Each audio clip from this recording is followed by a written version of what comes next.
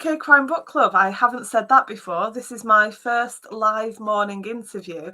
And I've got to admit, I know it's late for you, Jane, but it's quite nice for me doing this in the morning, great. all fresh, rather than after running around after the kids all day and everything else. So do you want to introduce yourself and tell us a little bit about Exiles, which is just, hold on, which way am I? There behind my gorgeous cover. Really sets the scene, doesn't it? Thanks, Sam, and thank you so much for having me here. So it's so fun to be here talking to you.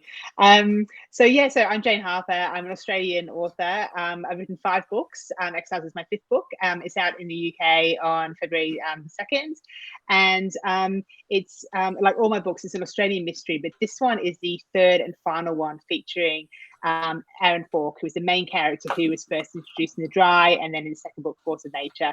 So he returns for the 3rd and final time.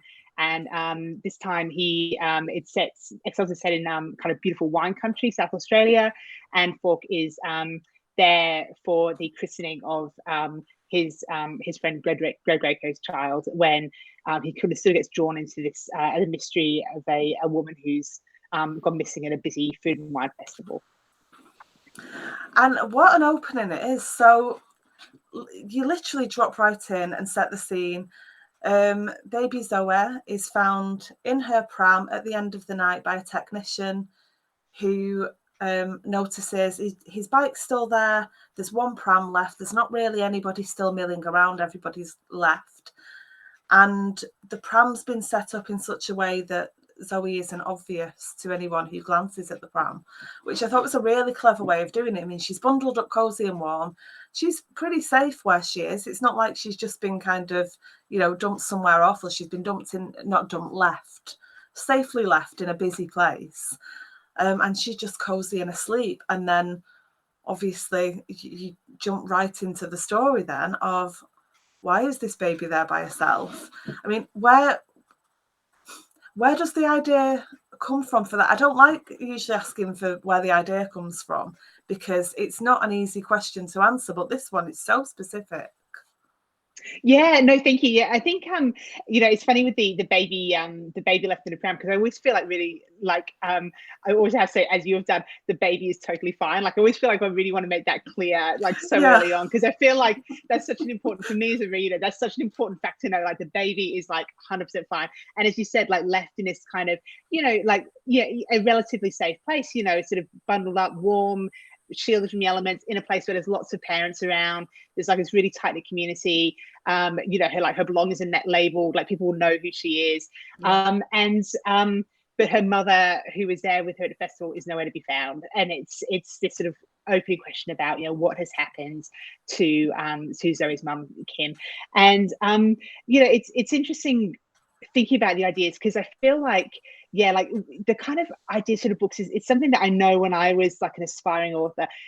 That was the one thing I kind of always wanted to know from authors, like where do you get the ideas? Because I was like, how do you get this idea that kind of unravels and all these like twists and turns? And I think the thing that I always want to tell people, whether you're like a reader or an aspiring writer, is that when you're kind of first thinking about an idea for a book, the idea itself is usually like nothing. Do you know what I mean? It's like this. It's simply something has happened. It looks like this, but what if it's something a little bit different? And you're thinking, what has happened, and what does it look like, and what maybe is could it be?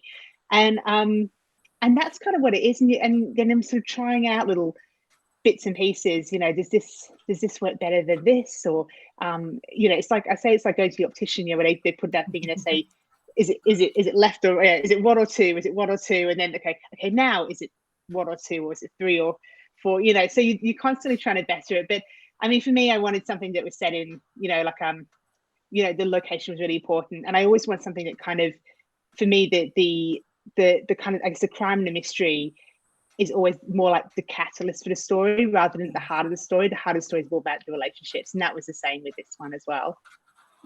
That's one thing that really stood out for me with this. I mean, you've got a small community, and Falk is from a different small community. So he's not from this one, but being from a different one himself, he understands how they work. He understands what's on the surface, what's beneath, how the whole town you know, in a small community, how everyone is kind of threaded, they're all connected in some way, even if it's an old relationship, or it's somebody used to date somebody, or it's somebody's a distant cousin, or it's, you know, he understands the intricacies of a small town. And the relationships in this felt so real and so powerful to me. They were just, and when they're having these deep conversations, and I was really taken with how much I felt like I was part of this community. And because it was so lovely, you don't want anything to happen. You're just kind of trying to put the mystery off for a while and just really involve yourself with these people. And you've just created such a real place. Oh, thank you, Sam. I really appreciate that. And I'm so happy that you felt that way about the community, because I felt about them that way too when I was writing. That's exactly what I was hoping the read would kind of get out of it. And that was partly one of the key decisions in the sort of the structure of it was so as you said, the book opens up with this baby found and the mother missing, and then but the main action happens 12 months later. So that's the prologue, and then chapter 1 we're 12 months later after, and the mother's still not being found. And I spent quite a long time when I was planning the book thinking, like, when, you know, what is the timeline of this going to be? And I did try out in my planning this idea of maybe having it more immediate, where, you know, the baby is found, the mother's missing, and we join the characters in this immediate aftermath. So she's only just gone missing, and what has happened, and I did consider doing whether that would be the way to do it, and I sort of quite quickly could see that wasn't the way to do it, mainly because when there's kind of really urgent, immediate kind of crisis happening, there's no space for anything else, and it sucks all the oxygen out of every conversation. Is about what's happened, what did you see, what do you know, what's the latest, and there's no space for anything else. And I really wanted it to be plenty of space for other things, and for these kind of sort of conversations to kind of, you know, spill out, and people to have that chance to just sort of sink into each other a little bit. So that was one of the key kind of core decisions that I made around the timeline.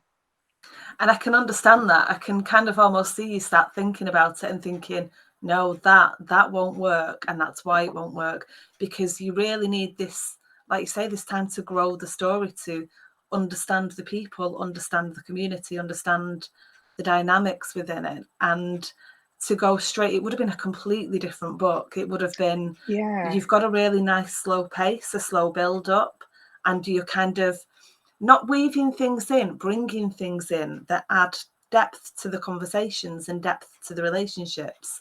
So it would have been completely different. It absolutely would have been. Like, thank you for recognizing that, because I think that it would have been a completely different book. And some books work so well like that. They work so well in that immediate, like, pacey, you know, quick, what's happened sort of atmosphere. But I think some stories, they, for me, you know, it's like that kind of aftermath where things have settled, but it's still uneasy because there's no real answers, and people are trying to kind of get on with their lives with this sort of fracture and these questions. And that for me is a really interesting space to be. I think a lot of truths start to emerge, and people are quite vulnerable, and they're sort of looking for answers in unusual places maybe, and they're willing to kind of open themselves up to try and just, you know, get a little bit of closure around what's happened. So that's a really, as an author, I thought that was a really kind of fun space to meet the characters in. Just before I start looking to, hello to everyone who's watching, just before I start looking to their questions, one of the things that I really liked with Falk is that he is, as we've said, he understands the dynamics of a small town because he has lived in one, but not the same one. So the way that he's brought in, and how do I word this? He's looking around at all of these people, and what you've done is something that is kind of, we're told not to do when we're learning to write, which is don't make perfect people. And initially, all you see is a bunch of decent people. And generally, that's kind of what we're told not to do.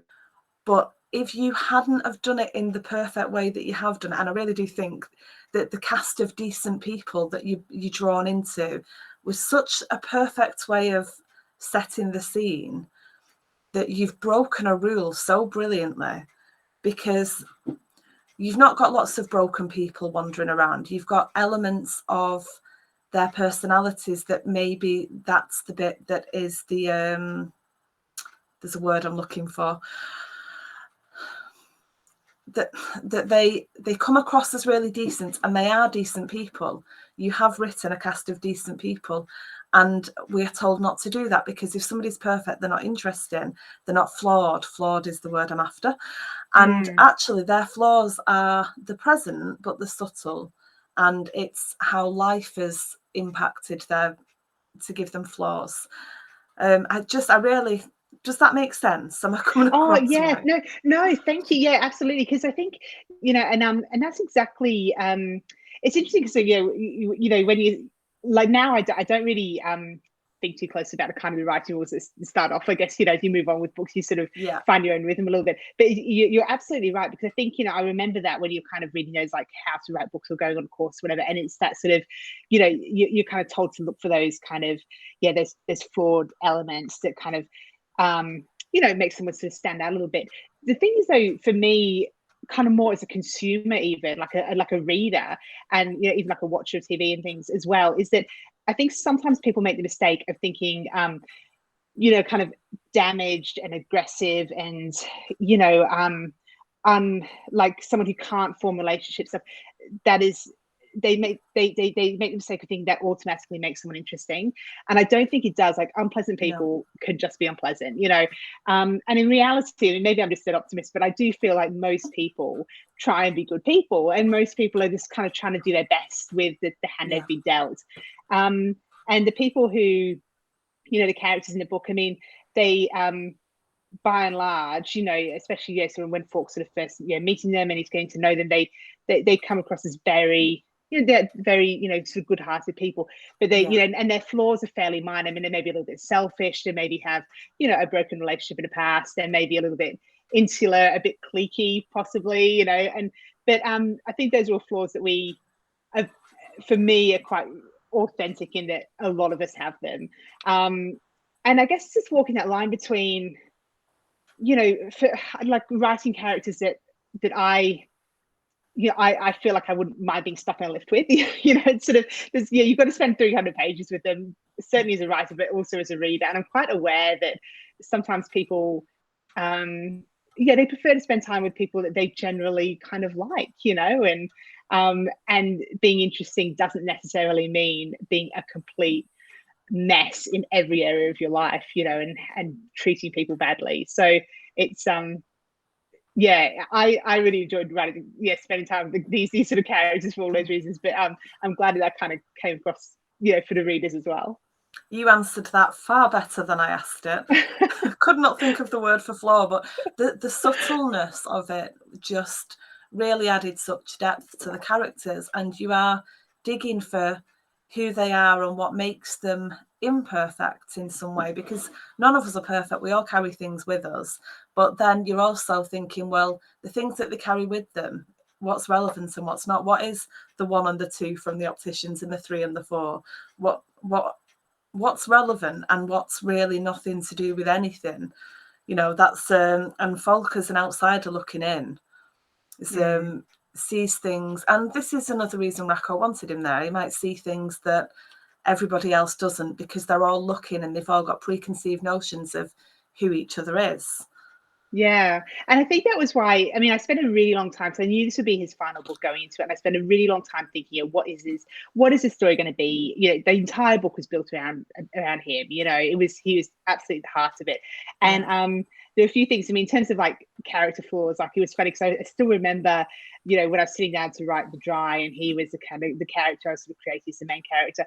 And I remember thinking, because I didn't know, obviously, The Dry was going to get published, and I didn't have any, I thought I was just kind of writing it for myself. And I remember thinking, well, this is great, because I can kind of, I can avoid all those things that slightly annoy me as a reader. So, I didn't want him to be like a raging alcoholic, and I didn't want him to have like a string of like, sort of ex-wives, and I didn't want him to have, just sort of be that kind of slick city cop coming and showing the country guys how it's done. I wanted him to sort of be a character you could follow through and be this kind of country boy at heart, but a little bit of a a fish out of water as well, because he's been away for some time. And so all those things, you kind of I was able to kind of bring it to Exiles as well. But I really wanted to set it in like a country town, because he is a country boy at heart. And I wanted it slightly, but his hometown, his home country town is quite a, it's been through a lot of battles, and it sort of shows the scars of that. Whereas this town, South Australia, is kind of almost like this positive mirror image of that. It's beautiful, it's lush, it's got great weather, it's got people a community that's generally like kind of quite tight knit, and it sort of has all these things that are kind of calling to him, the things that he loves about that kind of environment. We've got, I believe this is from Leslie. She's just binged the books. The List Man is her favourite. It was in her audiobooks of the year, and she's listened to them all, and she loves the narrator. She thinks the narrator's brilliant. Yeah, so Steve Shanahan, Stephen Shanahan, I think he actually goes by, I've called him Steve because, we're best friends. But he is an Australian actor who has narrated all the books, and he's narrated Exiles as well, I'm really delighted to say. And every single time he wins an award for the narration. Like he's always picking up awards for his narration for all 5 of the books, because he's so good. And I mean, this is no exception. Like I get so many people saying how much they love listening to his narration. He has this like beautiful voice. He's very Australian, but has this like brings in elements to just kind of bring the audiobooks to life, and he's sort of really sympathetic to the characters. So yeah, I'm so delighted we get him. Every time I'm kind of like, can we get Steve? And I think he enjoys doing the books as well. So so if you enjoy the audiobooks, he also has done Exile, so you'll be able to check that out on Feb 2nd when that's released too. And she also wants to know, has the folk series finished now? You touched on this right at the beginning of the interview. So yeah, so it has, so this is I went into this one, Exiles, knowing this would be the 3rd one. So it's A Dry and Force of Nature, and then this one, Exiles, is the last one featuring Falk. And I've written the 2 standalones, so The Lost Man and The Survivors were both standalone books. So I kind of took a little bit of a break from Falk for a while. Really, while I was just trying to find the right story for him, because I feel like, when you've got a character who recurs at all, you want to sort of, you want to make sure that the story is the right vehicle for that character. So I spent quite a few years like thinking about what is it going to be, and I also, people have kind of asked me, is it because you're sick of him and you want to move on? And it's honestly not at all. It's actually completely the opposite. And I mean, I loved writing about him. I mean, Falk has been with me since like page 1 of book 1, back when The Dry was like, like this kind of terrible little like manuscript on my computer. Like he's been, with me the whole way through, and he's like really changed my life, as an author. And I think though, as an author, it's really important to be kind of have a clear-eyed, honest view about the characters, and how long they can really realistically sustain a story for. Falk, he's not a homicide detective, he's a financial investigator. He doesn't have like a huge extended family. He doesn't have sort of whatever has happened in his past is largely resolved. So there's only sort of so many avenues he can probably go down before it starts becoming a bit Murder, She Wrote, and it's really not what I wanted for him. So I wanted to give him, I felt, the ending that he deserved, and that was a really sort of strong, book built for him that kind of answered, I guess, like, what the questions I had remaining for his character and what was going to happen to him. And that was what Exiles was. So it was entirely kind of built, like my kind of big like goodbye letter to him. So that was kind of what the whole book was really for me. Just touching on what you've said, has your career been anything like you expected it to be since you've started writing?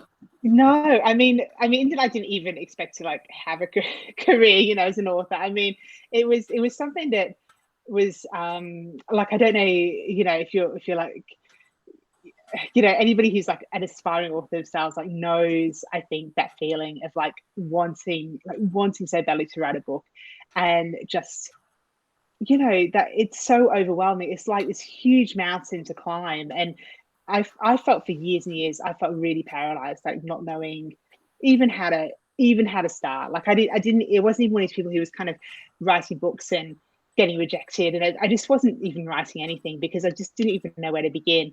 And I've sort of spoken about this in the past. I've got a bit of I've got like a little TEDx talk online if people are interested in hearing a bit more about this. But it was this sort of the thing that kind of held me back was I feel it was like this huge investment of time and effort with very uncertain rewards. And what kind of changed for me was this realization that I was never going to suddenly have this like lightning strike idea and this huge block of time off work and this book was just going to appear. I had to try and do it around my daily life. And that was the kind of the mental shift I need to make. And I need to let go of any kind of fears or thoughts about what may or may not happen.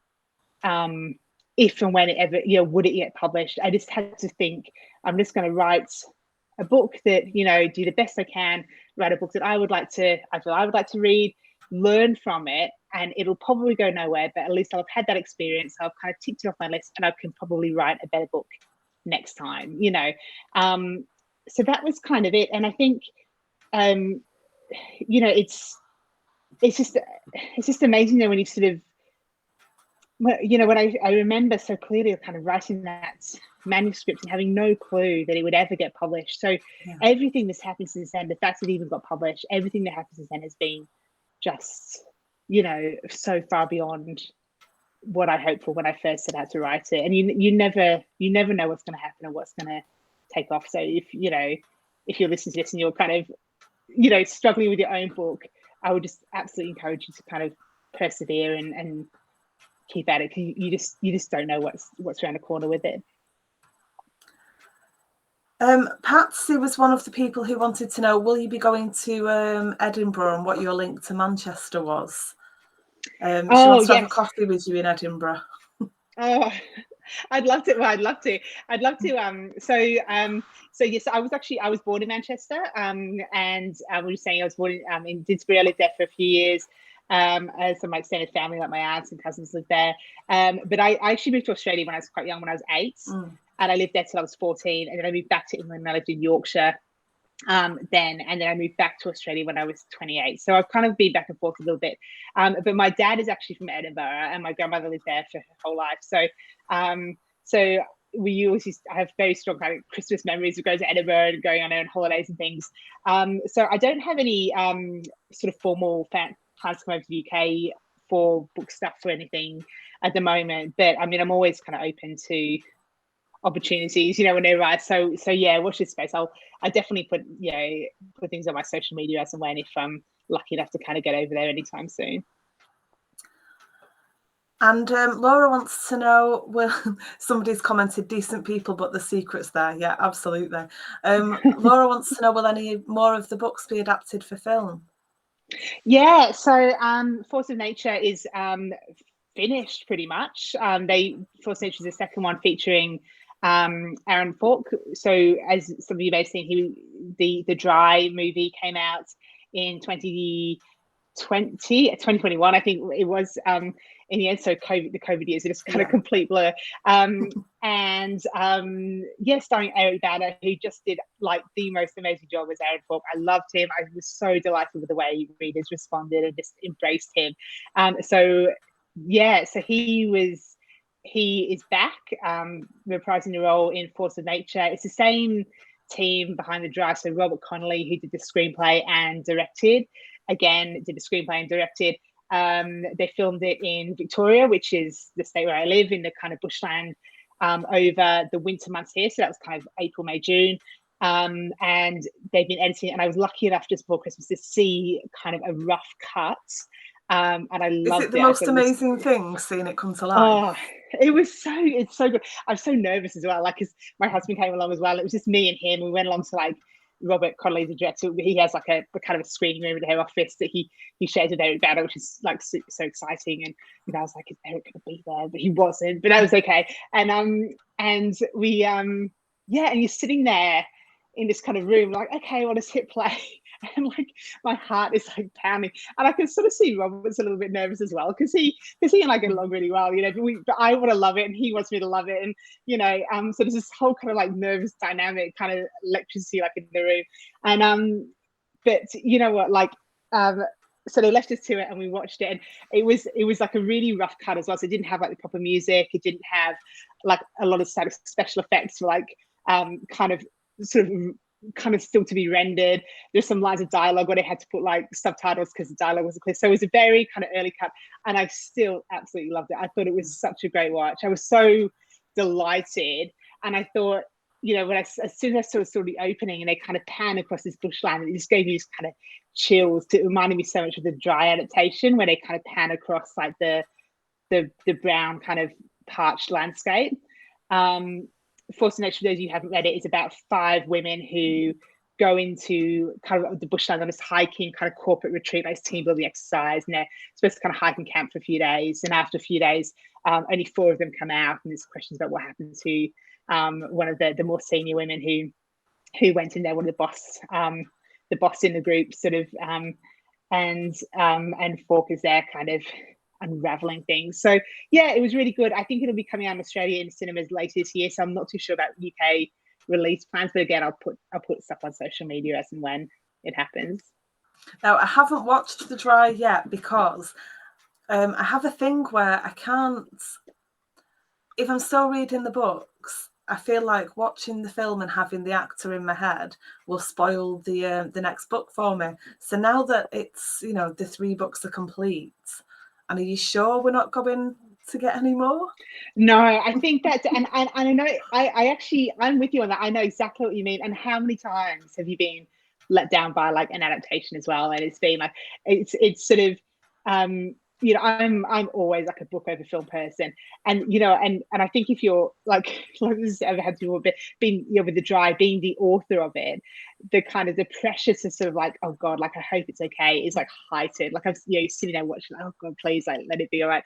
And I love The Dry film. I honestly would highly recommend checking it out. Like just it's just I can now. I will be watching it now. Absolutely. And I think, you know, they it's all kind of, it's an all Australian cast. It's very, I think one of the things they did, which I think is so rare for an adaptation, is they absolutely, Robert and Eric, you know, completely captured like the real spirit and heart of the book. And it's such a sensitive, beautiful adaptation of the book. I feel a really great companion piece. And I feel like now you've read all 3, you would get like this, yeah, it's just kind of a whole new kind of little like window into like the landscape and everything. So yeah, next time you're looking for something for movie nights, it's got, you know, that's for it's on my list for this weekend now. I can do it this weekend. Yeah. Somebody, I think it's Leslie, saying oh no, there's room for him to develop in the location he's now in, and she was lucky and got an audiobook of Exiles. So yeah, that is Leslie. So I do agree. I think that, you know, but that's because we want it. We want more of him. We want him to see him develop in a new area so much that, of course, we think there's room for him. But again, like you say, you don't want Murder, She Wrote. You know, so yeah, that's it. I mean, it's not so much, you know, it's I mean, I kind of agree, you know, Leslie, on one level actually. Like, I mean, I think there's always, you know, you can always create stories for characters, like you could totally do it. I think it's just a question of like, you know, should you, I suppose. And I think for me, it's not so much that I, you know, if I was just doing it like for myself and it was just like me writing in my diary, and you know, I would totally be tempted to go down that road. I think, you know, when I kind of, it's quite clear to me quite early on when I'm planning a book whether it's going to be able to kind of hit the sort of the standard that I'm hoping for. And there's a few factors that go into that, like everything, like the kind of, you know, the initial premise, and like the kind of the how many avenues leading off there are, and like what the resolution is going to be, and the setting, and the kind of the character's backstory.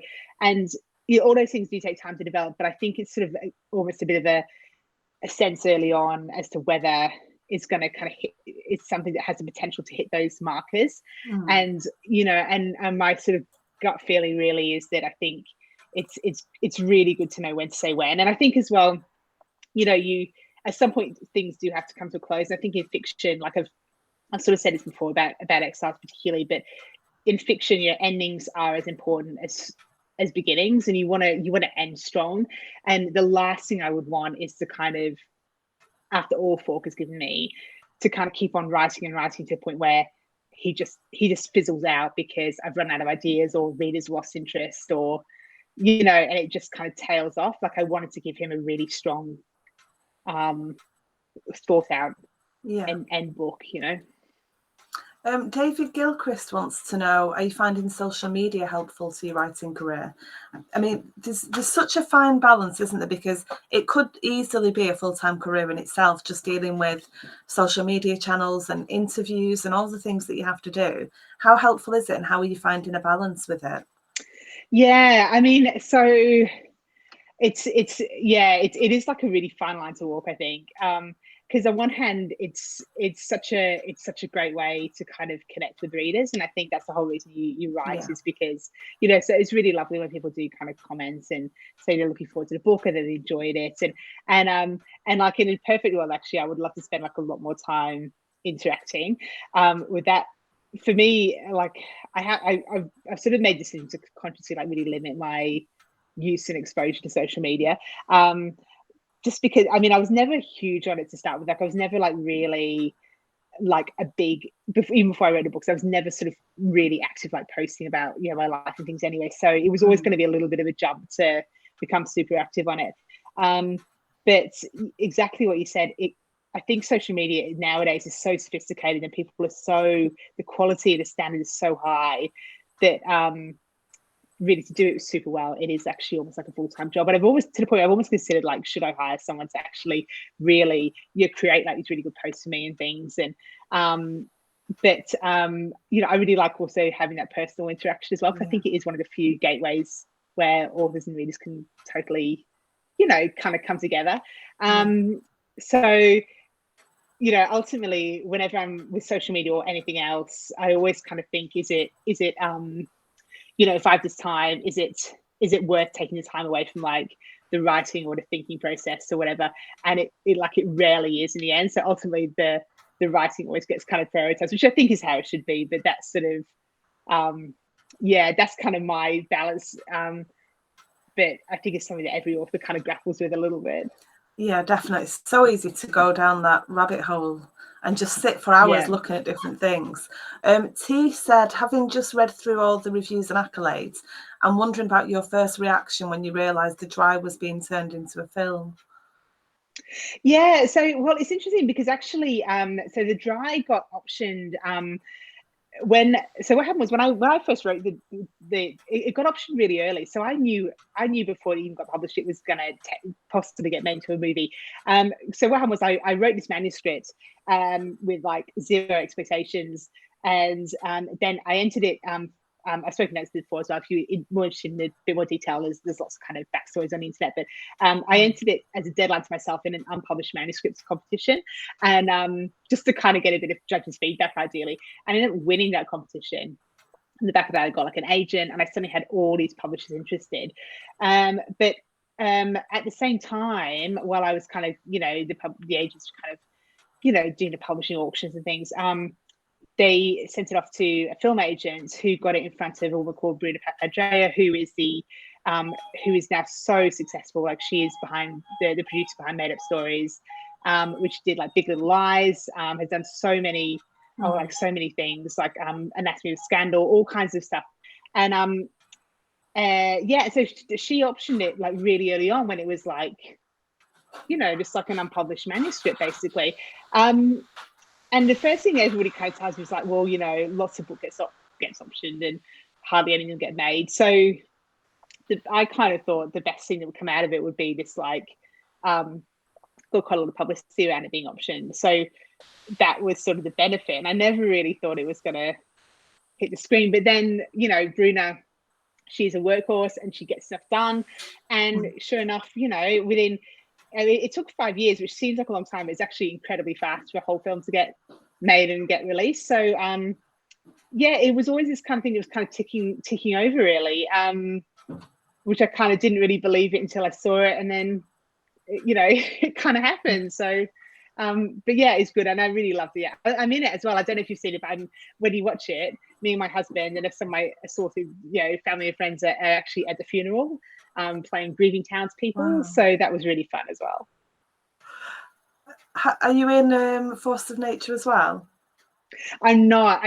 We tried actually. I was totally up for it, and I think that, and they were as well. But the nature of like the plot, like there's not a lot of scenes where there's anybody other than the core cast. There's a lot of scenes out in the bushland with just the core cast, and then the like I've heard these, like I know that they had to kind of check for like an hour with camera equipment to get out to the bushland and stuff. So the only options, there was only like two options, where it was one where I could be a mum at the school gates, but I was away because my own kids were on school holidays, so I was away for that week, that day of filming. And then the other one was I could possibly get in like a kind of a search and rescue workers uniform and be on set in the bush on like 4 a.m. One like winter's morning, and I just thought, you know what, like I'm not sure I'm about to. And so in the end, I did go to set there. So I just in the end I just went to set as a visitor, and I went along. My mum and dad came along. We went along and just like drank coffee and watched them like film, acting and stuff. And so it was all very civilized. So that was a lot of fun. Like we got to see it in action. But no, I'm not in this sort, which I think is probably, as although it's a shame, I think it's probably for the best in hindsight. I can imagine being a bit iffy about, do I want to be up freezing cold at 4 a.m? That's it. And having seen now the cut of the film, and fair enough, it's only a rough cut, so it's not but having seen, I could see exactly the scene it would have been, and I have to say it would not have been worth it. You would not have even seen me. So it's like, I said to my husband, I think that was the right choice. He's like, yeah, that was good call on that one. Leslie wants to know, are you working on a new book at the moment, and any standalones planned?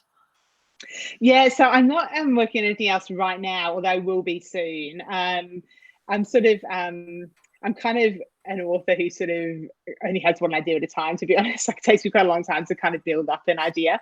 So whatever kind of myths you hear about, kind of lightning strikes of like great ideas is kind of hitting you, that has never happened for me. It's always a question of sitting down thinking, okay, what am I going to write about? So I kind of spend quite a lot of time mulling over ideas. I mean, I would probably spend several months, to be honest, just kind of going around day-to-day life and just thinking about what is sort of sticking, like what kind of ideas are kind of, simmering a little bit. But so the next one, it would definitely be a standalone. It would definitely be like an Australian mystery. I feel like I'm pretty happy with like kind of my stance and tone of feel. So I feel it would be very much in keeping with the previous 5 books. So we'll see. I've got a couple of ideas that I think probably have potential. It's just trying to kind of work out maybe which one to pursue more kind of seriously. Leslie's saying, as a reader, she'd rather see limited social media interaction from the author rather than a PR person. And yeah, I can understand that. I mean, I think the interactions with the reader, you want those to be genuine. I don't mind. I know that people have posts that the PR people have created, things like that. I think that's absolutely fine. But if you think you're talking to the author, I think you should be talking to the author. So I agree, and I think that's sort of partly why, like, exactly why people follow people, isn't it? I mean, that's why I follow people that I like. I don't really follow them for the PR. I follow them for their own individual things. And I think some authors are so good at it. Like, some of them are just so natural, like they're so natural in front of the camera, or they just kind of get that sort of, I don't know, that that like they're really great, like copying on like little trends and like personalizing them and making them funny, and so I don't know. I don't know if I'm just too old for it or what. Like I never.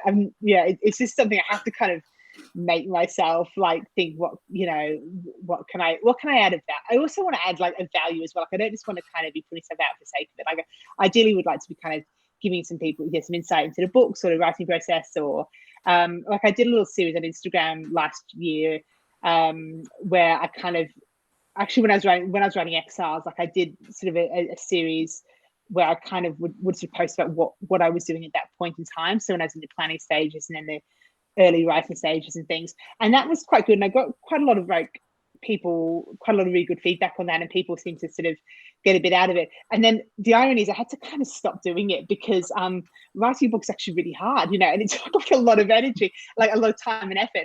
And I literally did not have the time to kind of create these Instagram posts. So I almost had to kind of drop it at the most crucial time when I was really doing like a lot of work on the book. I would have been the perfect time to sort of share what I was doing, because I just did not have the bandwidth to do both. And I had to do the book over the social media. But yeah, I agree. I think, yeah, so it's better if social media, if your author is talking to the readers. Absolutely. I totally agree with that too. I always think if I'm at an event and I'm taking a photo with an author, I look back at the pictures and I've got no social skills when it comes to posing myself in any kind of way. I just look like a deer in headlights, or I've got the most awkward, you know, you see people kind of, they'll put their legs a certain way and they'll stand and they'll tilt their head to the best side. And I'm just like, there's no kind of, I'm just in the moment. And I think that must be my thing. I am in the moment. I look ridiculous, but I'm so happy and I'm so excited, and I just go with it. I don't think about it at all anymore. Absolutely. And that's the way it should be. I have a photo of myself with Marion Keys, who I got to meet when she came to Australia. And I'm like fangirling. Yeah, like me and I'm sort of like that, yeah, exactly, like this kind of rigor mortis grin. Like I've got my arm like clenched around this poor woman's shoulders. I'm kind of like, you know, pulling her into me. Like it's just, yeah, it's like the worst photo. But at the same time I love it because it was, you know, I got a chance to kind of tell her, you know, what her books have meant to me over the years and how much I've enjoyed them and how much I admire her, you know, just her masterclass writing in like the warmth of relationships and like tackling gritty issues with like a really light touch. And so it was a really, like, it's not my favorite photo of myself, but I love the photo because it's just, it was such a special kind of moment for me as well. We've got morning Mills. The one that, I mean, the people who are watching have probably heard this story. I've said it a few times, but I got to meet the first author signing, well, the second one, but the first one I went to in as an adult was Mark Billingham. And there's a picture of him sat at the desk where he's signing and me stood. And I thought I was being really laid back and really chilled. And I almost look like I'm lit up from the inside on this photo. And he looks like I'm holding him hostage. It's really funny. So no, I think everyone has got one of those dodgy pictures that just makes them smile so much, because you remember the joy that's attached, not the fact that you look like a village is missing its idiot. Yes. And quite often I found as well in Australia particularly, like this time when you know, I was in publicity for this round, like I know people come up and they'd be like, oh, you know, check it out, like look at this photo. Not people I know, but like I came to see you, you know, 3 years ago for like the Force of Nature release, and there's photo of me and them. I'm probably wearing like the same dress, you know what I mean? Like it's sort of, and but it's this lovely photo, and they take another one. It's the same people, and they've come out with like their friends again, and you know, and it's this really sort of lovely kind of feeling that you kind of, this community of people who, you know, as an author, particularly those people who've like enjoyed the books and they've got their friends who enjoy the books. And it's just, so I think that is like one of the best things about, you know, about being an author and writing the books, is that kind of feeling like when you're like, you're kind of among your people, you know. Book people are the best people. Yeah. Absolutely. What have been, you've had so many kind of standout moments. I know there's been some big moments, but what are those moments that when you think back, you think, wow, that's really happened? Kind of like, you know, the first time you held your book, or the film being optioned, or something, you know, that's more of not a huge thing. What really stands out for you? Yeah, and yeah, it's interesting because like so many of them are in those like really early days. I mean, one of my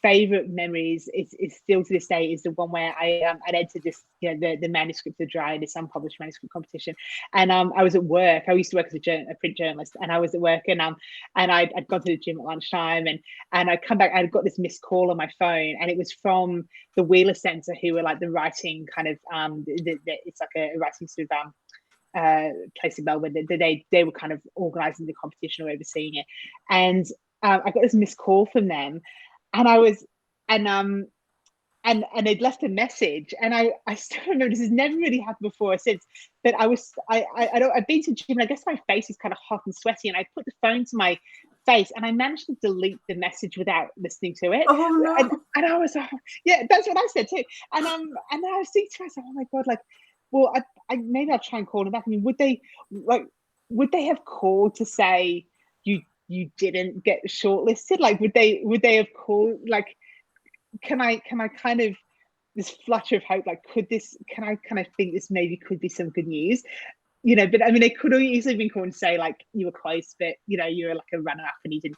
But anyway, so I called them back and I'm like, oh great, thank you. I had to say, oh look, I deleted your message, I'm so sorry. And they said, you got your medical was shortlisted, you were 3 shortlists in the competition, and can you come to this like ceremony where we're going to announce the winner?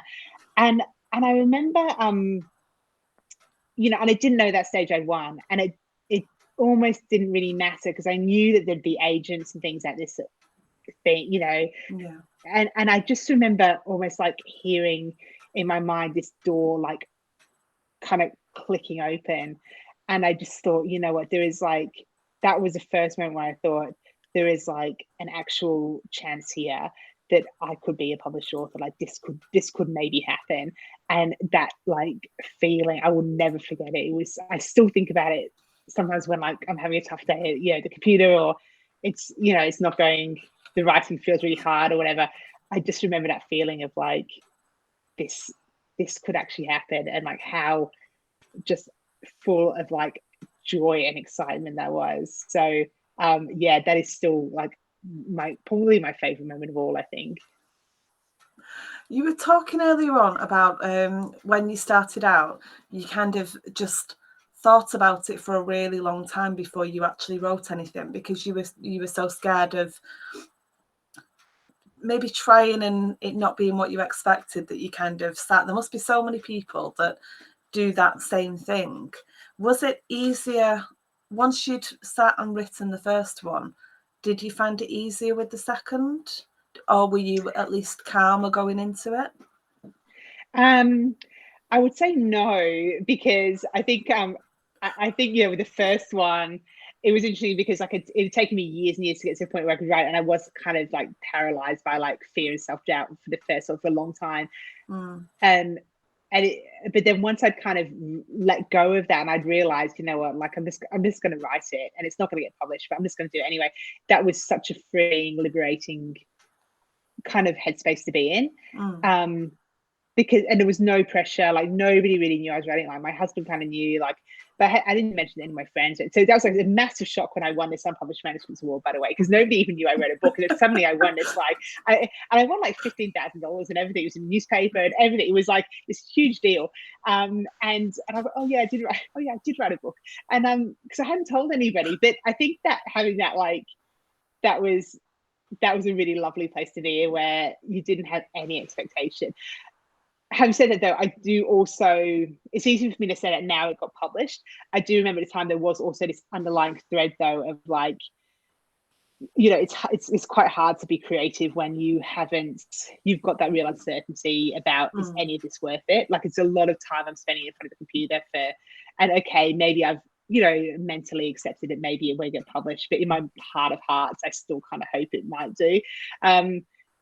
So it's easy for me to look back and say, oh yes, that was such a free, liberating time. But I'm very aware that, in the reality, it probably wasn't. There was like this element of like, wanting to achieve something I wasn't sure I was going to achieve. But then with the second one, suddenly everything changes, and you do have this publishing deal, and you have people who are kind of very interested to know what you're writing about, and can they see early drafts, and do you want to discuss it, and all kinds of stuff. And then I also had my first child. I had a baby while I was writing it, so that was like, I would absolutely not recommend it, like, to anybody who's got like young children, or like it's not a good combination. I mean, I managed to kind of do it because like I had the contract and I had all these years as like a print journalist, and I was able to kind of draw on that real, like decades of like really sort of specialist like writing skill that I could work to deadlines and stuff. But that was the only way I got through it. So that's the thing. Like I always sort of tell people, if you've got young children and stuff, it is, I'm not saying you can't do it. Like if you feel inspired, absolutely go for it. But if you're feeling like maybe it's a bit too much, it is it's probably too much. It's a lot. So, but yeah, it does change book to book. I think that every book you write, you learn from it, and then you get to take the benefit of that into the next one. So every single one I find, I actually do find easier because I've got all the benefit of the lessons I learned from the previous one to carry me through. Has there been a discussion around Exiles being made into a film yet? Can I ask you that? Yeah, so like a little bit sort of informally, like the Made Up Stories, who are the producers behind The Dry and The Fourth Station, they have the character rights, so they have first refusal over, you know, they get to kind of decide, you know, firstly whether they want to make it or not. I think, you know, really early on when Force of Nature was kind of being, you know, discussed as like, are we going to make the second one? There was a lot of, like, I sat down with Robert and we discussed, you know, the fact that like I was going to write the third one and it was going to be the third and final one. Quite early on, I gave him a bit of a draft outline as to what that book would be about and how like the character was going to resolve and things. So Robert and I discussed it. Robert Conley, I mean, who's the director, we discussed it quite a lot, and I think, you know, definitely the kind of the willingness and the interest is there. Whether that sort of translates to the funding and the actual kind of mechanism that needs to be in place for films to be made is sort of still to be seen, I guess. But I think, you know, in a perfect world, I think Robert is, you know, he and I would love to work together on again on this one. But you know, ultimately films are commercial endeavors and they need to stack up financially and all those kind of things. So yeah, so hopefully, fingers crossed, we'll see. It probably depends a bit on how, you know, Force of Nature goes and things. So we'll yeah, watch this space really on that one. There'd be plenty of opportunities for you, your parents, your husband, your kids. I mean, everyone could be in this one. Oh, absolutely. I know. When people were saying, "Oh, were you in Force of Nature?" I said, "No." But like in Exile, exactly. There's a christening, there's a festival, there's a party. They'll be begging us to be extras. So everybody I know, we can all be in it. Everybody can be in it. You know. And with Exiles, I'm just thinking about the difference in the size of the cast. The main cast with Exiles. How on earth do you keep up with that? With Force of Nature, you know, you were saying there were so many limited scenes that you could have been in the movie. Makes me think about how many more characters there are, you know, In in Exiles. Yeah. Yeah. So the thing is, though, from a sort of technical writing point of view, the thing I kind of often tell people as well when you're kind of developing the characters is that, so I always try and build, when I've got the idea and the plot, for me plot comes first and then I try and build the characters around that. So I always want characters kind of going to do some heavy lifting, so they're there for a reason, they're there to kind of add something, so that kind of helps because they've all kind of been developed for the plot, so they do have like a role to perform, so that's that kind of helps the starting point. But I suppose your writing is a very layered process, and for a long time when you're kind of planning and writing, for a long time you kind of I always say to people as well, like you know, you hear a lot of stuff in kind of writing courses about really get to know your characters and like what was their coffee order and what they have on their bedside table, and but for me, I see it slightly differently, and I see characters as, this is going to sound really kind of ruthless, but they are just a writing tool, and they are, as much as language and plots and everything, they are there to tell the story, and they're there to be kind of used by you in order to forward that story. So for a long time, my characters are quite two-dimensional because, you know, I need them to be sort of performing a function in the story. They need to be advancing the plot or giving the reader some information or telling the reader some background or allowing the main character to do something, you know, so they're there for reasons, and it's only kind of when those reasons are fulfilled and they're functioning like they should to keep the story moving forward, then they start to kind of take on their personalities a little bit, and the more situations you expose them to, the better you get to know them. So you start to think, well, if they're in a situation and this is happening, this is how they would react, and the more and more situations you put them in, the more you kind of get to know instinctively, I guess, how they would respond. But the point I'm really making with this is that when I'm sort of planning and writing in the early stages, I'm really focusing on like kind of the main characters. So there's maybe only kind of a couple, you know, like a real sort of small handful that are I'm really sort of fleshing out and developing, and the others are sort of secondary for quite a long time. Like often they don't even have names for quite a long time. But the key is that over the course of your drafts and writing, eventually you build them up to the point where by the time the reader reads it, they all feel three-dimensional and they all feel like they're on a level, even if they weren't always on that same level during the writing process. By the end, you want them all to feel like they've got their backstories and they're authentic and their relationships are real and deep and things. So yeah, it doesn't all come at once is the point I'm making, really. Yeah, it does really work though, because the more you were talking then, the more I was thinking about different characters and how I felt like I got to know them through the situations that you put them in. And it's such a different way of looking at it from the way that some authors describe, you know, like you said, the coffee order, and you might have a sheet that says, you know, eye colour, hair colour, where they went to school, what the level of education is, you know, all of these different things. But actually putting them in the situation and getting to know them through their actions and their feelings and how they react to a situation makes far more sense. Yeah, and sometimes, because I think you sometimes don't, I mean, there's some characters who off the top of my head, I don't know if they, you know, did they go to uni or not. I could probably work it out. I could probably make an educated guess based on, you know, whether they did or didn't, or whether they completed their course or what, you know. But I don't know, because it never came up and it wasn't really relevant. So I never really worked out that detail, because it didn't matter, you know, within the course. What really mattered was how they feel about their ex-wife, or how they relate to their parents or their children or their neighbor or whatever. That is the important bits. But I mean, it's like even when I was coming up with Fork, you know, and I touched on earlier how I kind of tried to avoid things that annoyed me a little bit in books, so when they're so alcoholic that you think, you know, how can you even dress yourself without, you know, let alone solve a crime, you know. But I mean, I'd love to have like a really romantic story about how he disappeared to me, and I was like, I'm going to write a book about him, and he's going to be great, and it's going to have 3 books, and he's the main character for me. But in reality, I mean, I had this idea about a the tragic death of a family in a small farming community, and who am I going to tell? Who's the story going to be told through the eyes of? And I wanted someone who was, had knowledge of the town, but was a bit of an outsider. So he'd been away. So, you know, that fish out of water. I wanted someone who was close to the family, but not a direct relative. I wanted someone who's particularly close to the father, but I didn't want him to be an ex-girlfriend, because I thought that muddied the waters in ways that I didn't really want. You know, so you kind of build these, like, I want him to be like, have some police experience, but not a homicide detective. So you kind of build these little blocks, and that's as functional as it is. You know, you kind of, it's not this great character who appears, it's these little things that sort of add up for plot related reasons. And just like that, our hour is almost up. That has absolutely flown. Some really good advice there for anyone. I know there are aspiring authors in the and actual authors who need to do things with what they've written. So and there's some great advice there for people to go and have a look at what they've written and what they're working on next. Thank you to everyone who's watched, and thank you so much, Jane, for staying up. And I don't know what time bedtime normally is for you, but this has been quite nice for me to get up, have a cup of tea, and then sit down.